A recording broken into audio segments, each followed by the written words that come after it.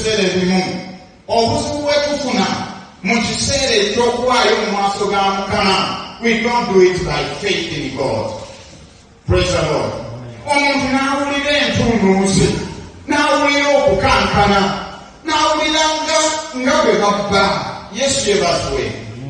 Katonda talina kyasobola okubba ate ng'ekimukankanya bwekyo olusasudde omutwalo, olusasudde 10,000. Naye ng'ekimukankanya kyekyo n'atabeera na kukkiriza mu ye, n'agamba nti kino kye ŋŋenda okukola nkikolera Katonda, kino kye ŋŋenda okuwaayo. Mulina okumanya bulungi nnyo nti kusinziira ku bunene bwa Katonda tewali kintu kyonna ky'osobola okuwa Mukama n'ogamba amuwadde nnyo. Yesu yeebazibwe.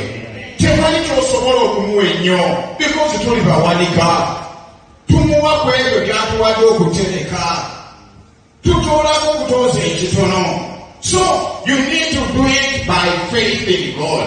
Tolaba nti ebiseera ebisinga tusiga ensigo n'entavaamu bibala because we don't do it with faith. The Bible says God loves a cheerful giver. Bible says ememegaba eneegeja.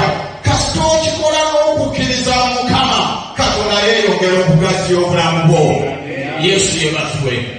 Tokikola lwakuba nti omusumba oyo andabikira buki bulungi nedda, kubanga ne bwenkola ntya sisobola kubalabikira bwenna buki bulungi. Yesu yeebazibwe. Ne bali tugamba nti Yesu Kristo mwennyini yali talabika bulungi mu maaso g'abaki g'abantu.